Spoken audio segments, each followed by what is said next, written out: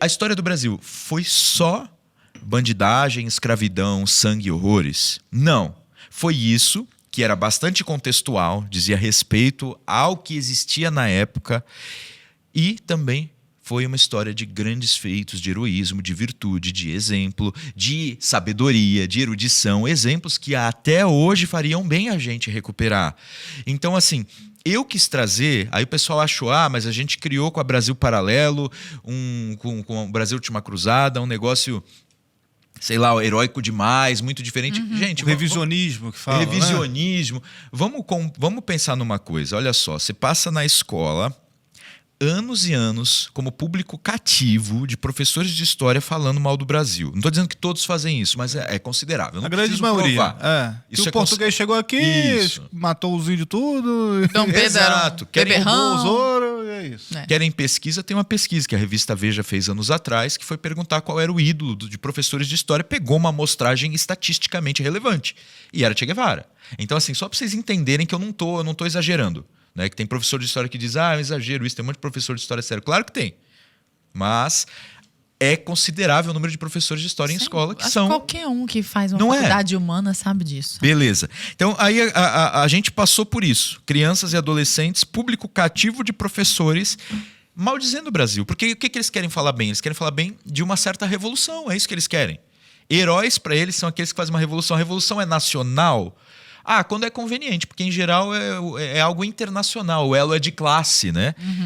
Assim foi quando eu era jovem e assim foi quando eu me formei em filosofia e também quis dar aula de história, depois eu me formei em história, então assim, era assim. Hoje está mudando porque até a esquerda está mudando, né? Então hoje...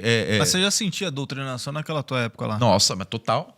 Então, o que acontece? É porque isso vem das décadas de 60 e 70 na reação cultural ao que eles entendiam que a gente tem a impressão que hoje está muito pior, né? Assim, eu na época do colégio, claro que já tinha, mas eu acho que eu não tinha também o discernimento que eu tenho hoje para poder identificar aquele viés ali, né? Por exemplo, na faculdade já tinha, né? Na faculdade eu já sentia algumas coisas, mas depois de anos, eu vejo o que está acontecendo na faculdade hoje, que eu recebo relato, recebo print, recebo coisas assim, é uma loucura, parece que piorou 10 vezes o negócio. Eu não duvido que tenha piorado, porque bem na verdade, depois de 2013 em diante, ainda mais com o fenômeno 2018, né? 2015 e 2018, todo um conjunto de derrotas da esquerda. A esquerda é que tinha as ruas. Em 2013 ela perde as ruas. Em 2015 ela perde a presidência. Em 2018 ela perde a principal eleição. Então assim, foi uma sucessão de derrotas. Né? E aí eles se entrecheram onde eles já dominaram, né? Que é principalmente educação e cultura. Que a partir daí eles conseguem dinheiro, eles conseguem recurso para promover. E isso é, no fundo, transformação de mentalidades para poder ter voto, no final das contas, e para poder fazer a revolução como eles entendem lá. Então, assim, tudo isso, será que é compensado por 7 episódios? Eu digo 5 episódios da Última Cruzada, mais os 2 filmes suplementares, que são Era Vargas e 1964. Nem equilibra. Não. E a gente foi sério. A gente quis fazer história. Aliás, a gente convidou um monte de historiadores que não quiseram estar junto. Sim. Tá?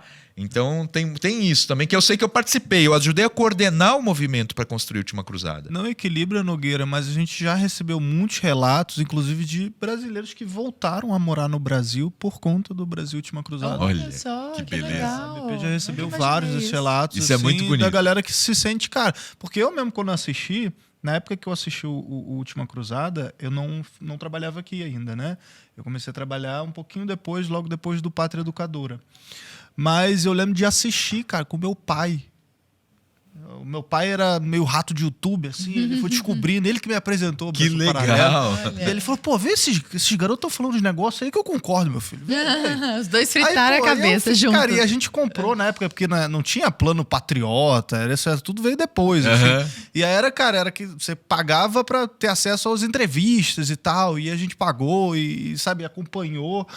E, cara, eu lembro de eu chorar. Eu chorava. Teve uma frase do Luiz Felipe, que ele fala, cara, não é Não é pra ir lá do outro lado do mundo por causa de um pau-brasa vermelhinho lá, não. Tipo, a gente foi pra encontrar vida, pô. Vida além da sua própria, sabe? Aquela, das grandes navegações. É muito linda aquela parte. Aquela cena, né? Sei que no você final tá falando. de um episódio lá, não vou lembrar se foi o primeiro. É o primeiro? segundo, É o primeiro. primeiro. Eu sei de cor. Aí, cara, é impressionante, porque aquilo...